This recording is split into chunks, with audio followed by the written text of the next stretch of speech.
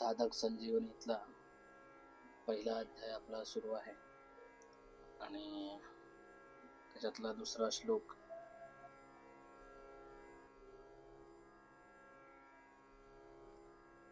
श्री परमात्मने नमः. संबंध. धृतराष्ट्राच्या प्रश्नाला उत्तर देण्यास संजय पुढील श्लोकापासून सुरुवात करतात. संजय उवाच. दृष्ट्वा तु पांडवानीकं व्यूढं दुर्योधनस्तदा आचार्यमुपसंगम्य राजा वचनमब्रवीत. तदा ज्यावेळी दोन्ही पक्षाकडील सैन्य युद्धासाठी उभे राहिले होते त्यावेळची घटना संजय येथे तदा या पदाने सांगतात. कारण धृतराष्ट्राचा प्रश्न युद्धाची इच्छा असणाऱ्या माझ्या आणि पांडूंच्या पुत्रांनी काय केले हा विषय ऐकण्यासाठी आहे. दृष्ट्वा पांडवानीकं व्यूढम, पांडवांची व्यूहरचनात्मक उभी असलेली सेना पाहण्याचे तात्पर्य हे आहे की पांडवांची सेना अत्यंत उत्तम रीतीने आणि ऐक्यभावाने उभी होती. अर्थात त्यांच्या सैन्यात दोन भाव नव्हते, मतभेद नव्हते. त्यांच्या पक्षात धर्म आणि श्रीकृष्ण भगवान होते. त्यांच्या पक्षात धर्म आणि भगवान श्रीकृष्ण असतात. ज्यांच्या पक्षात धर्म आणि भगवान श्रीकृष्ण असतात त्यांचा दुसऱ्यांवर फार प्रभाव पडतो. म्हणूनच संख्येने कमी असूनही पांडवांच्या सैन्यात तेज प्रभाव होते आणि त्याचा दुसऱ्यावर फार मोठा प्रभाव पडत होता. म्हणून पांडव सेनेचा दुर्योधनावरही फार मोठा प्रभाव पडला की ज्यामुळे द्रोणाचार्यांजवळ जाऊन नीतियुक्त अशी गंभीर वचने बोलतो. राजा दुर्योधनाला राजा म्हणण्याचे तात्पर्य असे आहे की धृतराष्ट्राच्या सर्वात जास्त विशेष दुर्योधनाशी आपलेपणा मोह होता. परंपरेच्या दृष्टीने सुद्धा दुर्योधनच युवराज होता. राज्यकारभार दुर्योधनच पाहत होता. धृतराष्ट्र तर नाममात्र राजे होते. युद्ध होण्यात सुद्धा मुख्य कारण दुर्योधनच होता. या सर्व कारणांनी दुर्योधनाला संजयाने राजा असे संबोधन दिले आहे. आचार्यमुपसंगम्य, द्रोणाचार्यांजवळ जाण्यामागे प्रामुख्याने 3 कारणे असावीत. आपला स्वार्थ साधण्यासाठी, अर्थात द्रोणाचार्यांच्या मनात पांडवांविषयी द्वेषभाव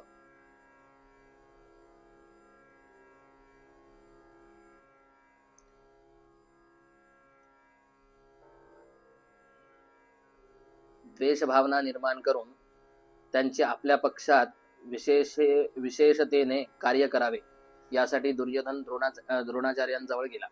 व्यावहारिक दृष्ट्या गुरु या नात्याने त्यांना मानवंदना आदर देण्यासाठी सुद्धा दुर्योधनाचे द्रोणाचार्याजवळ जाणे योग्य होते. युद्धामध्ये प्रमुख व्यक्तीचे योग्य ठिकाणी उभे राहणे अत्यंत आवश्यक असते, नाही तर सैन्य व्यवस्था विस्कळीत होते. म्हणून दुर्योधनाचे स्वतः द्रोणाचार्याजवळ जाणे योग्यच होते.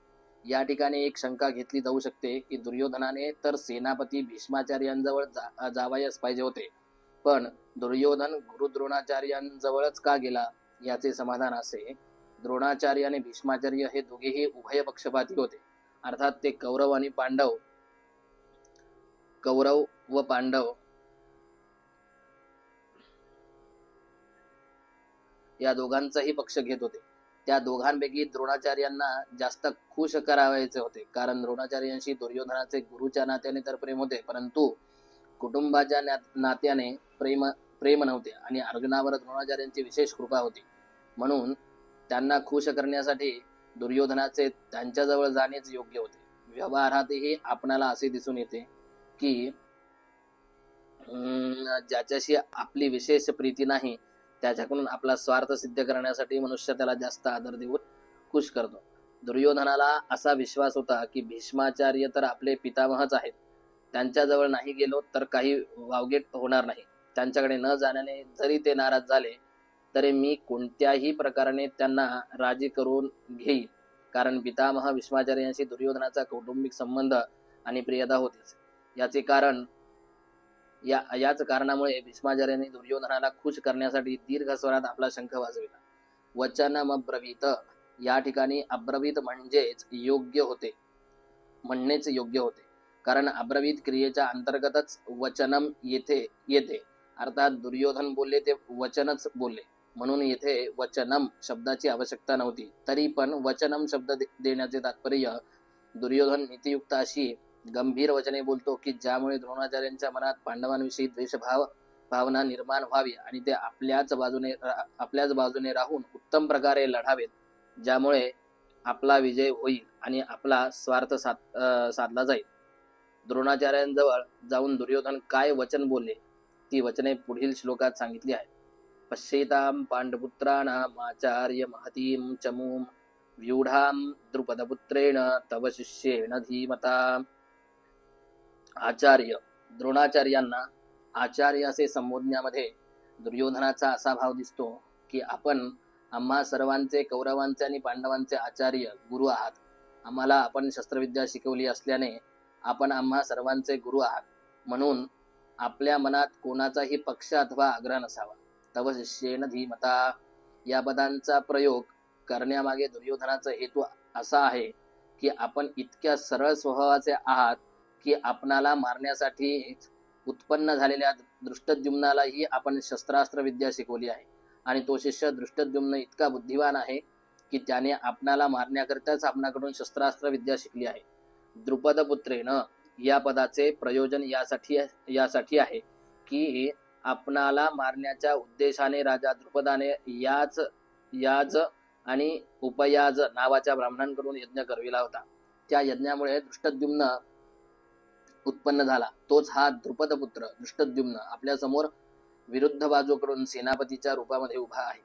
जरी दुर्योधन द्रुपदपुत्राच्या ऐवजी दृष्टद्युम्नही म्हणू शकत होता, तरी पण द्रोणाचार्यांशी द्रुपदाचे जे वैर होते त्या वैरभावाला बदला घेण्याची हीच उत्तम संधी वेळ आहे अशी आठवण करून देण्यासाठी दुर्योधनाने येथे द्रुपदपुत्रेन या शब्दाचा प्रयोग केला.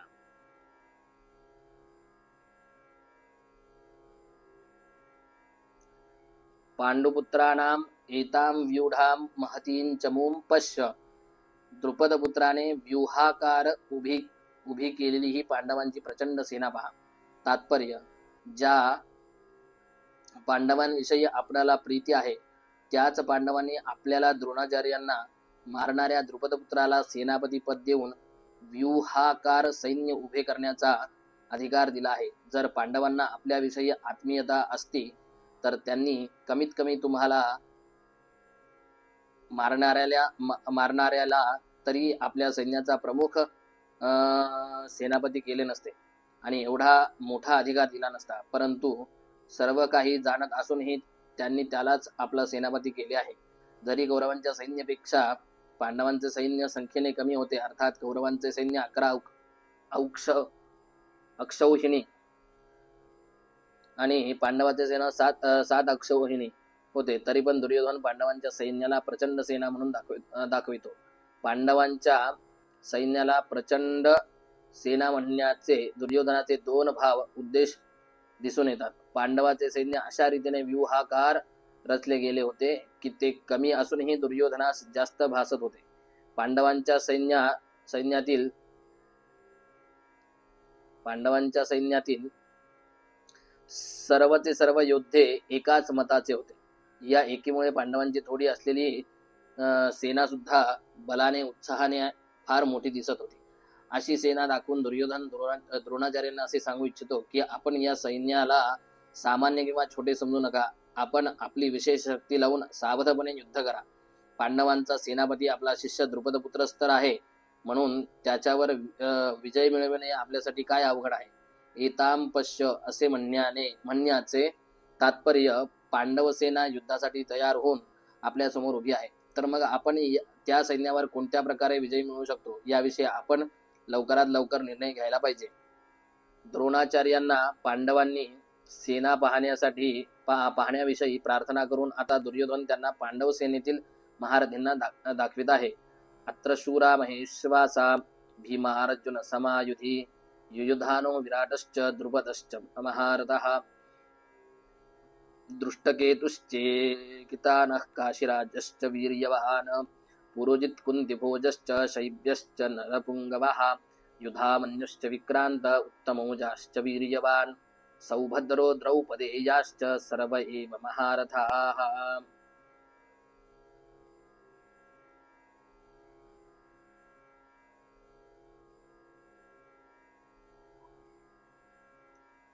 अत्र शूरा महेश्वासा भीमार्जुन समायुधी, ज्यांच्या सहाय्याने बाण चालवले फेकले जातात त्यांचे नाव विश्वास अर्थात धनुष आहे। असे विशाल आकारांचे विश्वास धनुष्य ज्यांच्या जवळ आहेत ते सर्व महेश्वास धनुर्धारी आहेत। तात्पर्य, विशाल धनुष्यावर बाण योजून प्रत्यंच्या दोरी ओढण्यासाठी खूप ताकद शक्ती लागते। शक्तीनिशी सोडलेला बाण विशेष मारा करतो। असे विशाल धनुष्य जवळ बाळगत असल्याने हे सर्व खूप बलवान आणि शूरवीर आहेत। हे सामान्य योद्धे नव्हेत। युद्धकलेमध्ये ते भीम आणि अर्जुनाप्रमाणे निपुण आहेत, अर्थात भीमाप्रमाणे बलवान आणि अर्जुनाप्रमाणे शस्त्रकलेमध्ये निपुण आहेत। युयुधानाने सात्यकी म्हणजे अर्जुनापासून शस्त्रास्त्र विद्या शिकली होती। म्हणून भगवान श्रीकृष्णाने दुर्योधनाला आपले नारायणी सैन्य दिले, तरीही तो अर्जुनाशी कृतज्ञता व्यक्त करण्यासाठी अर्जुनाच्या बाजूने राहिला।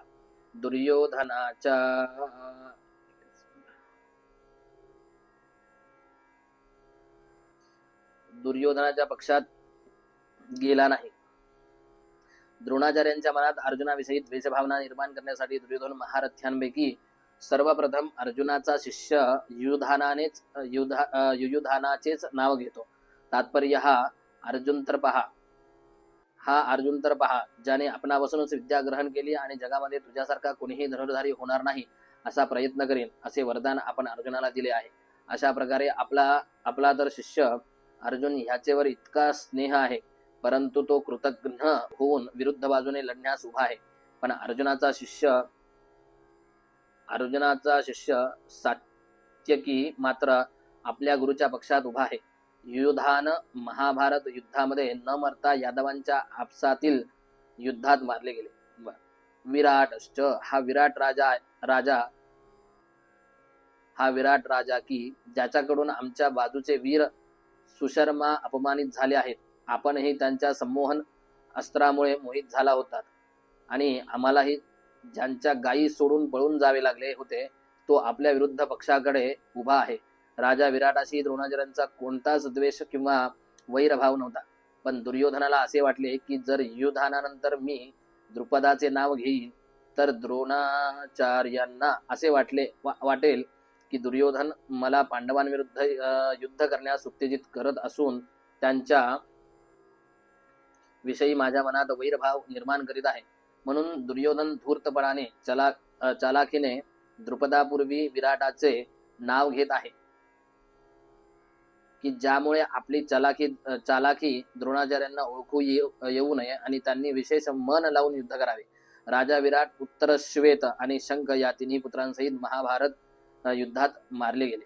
द्रुपदश्च महारथः, आपण द्रुपद राजाला आपल्या अगोदरच्या मैत्रीची आठवण करून दिली होती, परंतु त्याने मी एक राजा आहे आणि तुम्ही भिक्षुक आहात, तेव्हा तुमची आणि माझी मैत्री कशी होऊ शकते असे बोलून त्याने भरसभेत आपला अपमान केला होता। तसेच मनात वैरभाव ठेवून आपणाला मारण्यासाठी त्याने पुत्र सुद्धा उत्पन्न केला। तोच महारथी द्रुपद राजा आपल्या विरुद्ध लढण्यासाठी विपक्षात उभा आहे।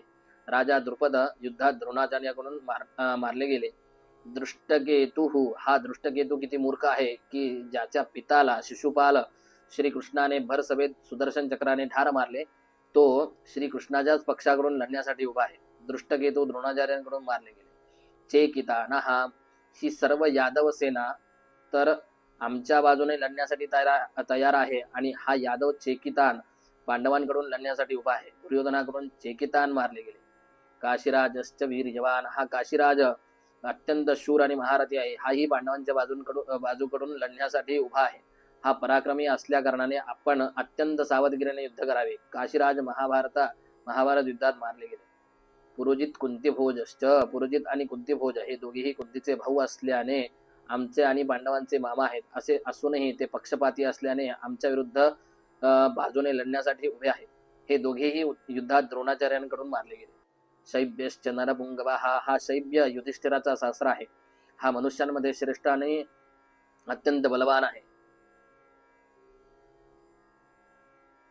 परिवाराच्या दृष्टीने हा आमचाही नातलग आहे, परंतु हा पांडवांच्या बाजूने युद्धासाठी उभा आहे.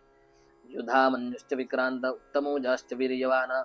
पांचाल देशाचे अत्यंत बलवान आणि शूरवीर युद्धे युधामन्यू आणि उत्तमौजा माझ्या वैऱ्याच्या अर्जुनाच्या रथाच्या चाकाचे रक्षण करण्यासाठी नेमले आहेत. आपण त्यांच्याकडे लक्ष ठेवावे. रात्री झोपलेले असताना या दोघांनीही अश्वत्थामाने ठार मारले. सौभद्रा हा श्रीकृष्णाची बहीण सुभद्रा हिचा पुत्र आहे. याचे नाव अभिमन्यू आहे. हा अत्यंत शूर असा वीर आहे. हा गर्भावस्थेतच जन्मापूर्वी आईच्या उदरात असताना चक्रव्यूह भेदनाची विद्या शिकला आहे. म्हणून आपल्या सैन्याची चक्रव्यूहाकार रचना करताना आपण अभिमन्यूकडे लक्ष ठेवावे.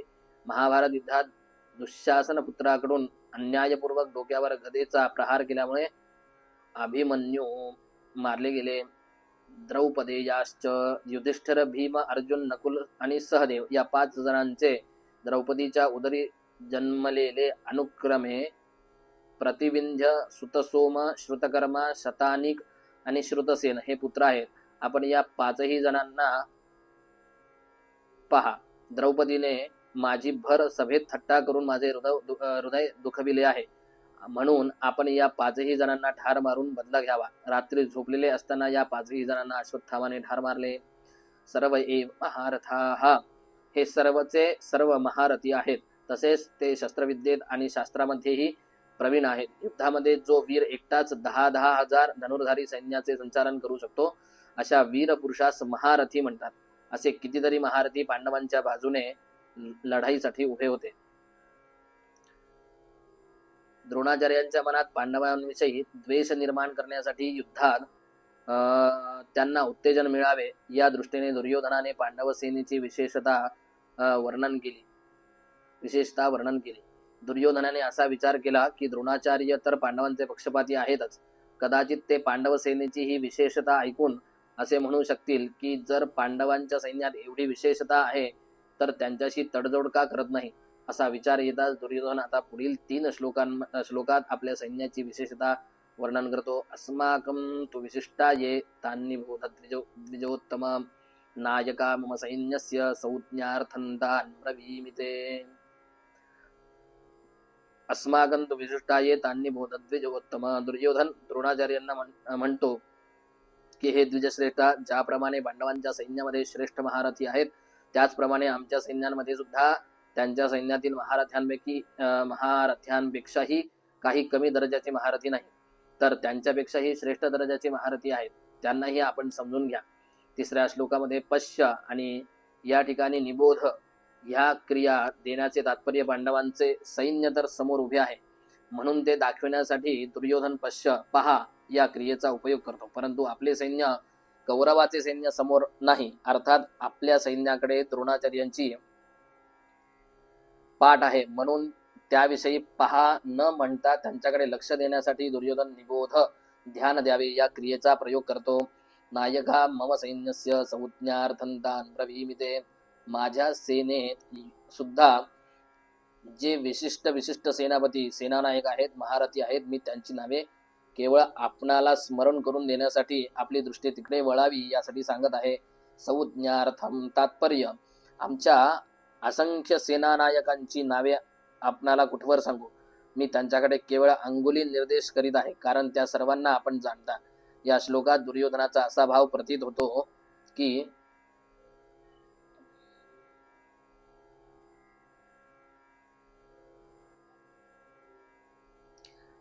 आमचा पक्षही काही कमजोर नाही, परंतु राजनीतीनुसार शत्रुपक्ष कितीही कमजोर असला आणि आपला पक्ष कितीही बलवान असला तरीही कोणत्याही परिस्थितीत शत्रुपक्षाला कमजोर समजू नये आणि आपल्यात कोणत्याही प्रकारची उपेक्षा उदासीनता इत्यादी भावना येऊ देऊ नयेत.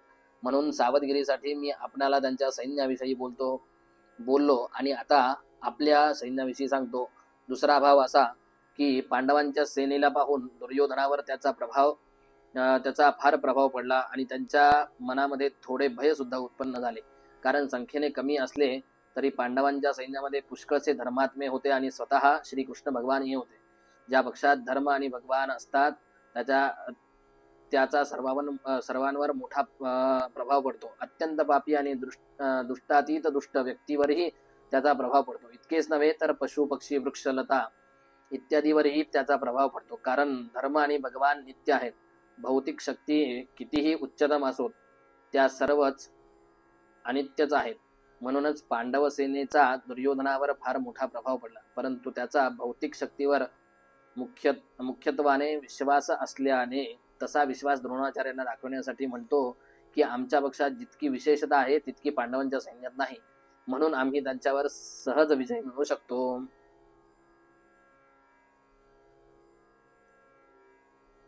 हरये नमः हरये नमः. आजचं वाचन इथपर्यंतच आहे. 8व्या श्लोकापर्यंत 7व्या श्लोकापर्यंत. पुढे 8वा श्लोक घेऊया.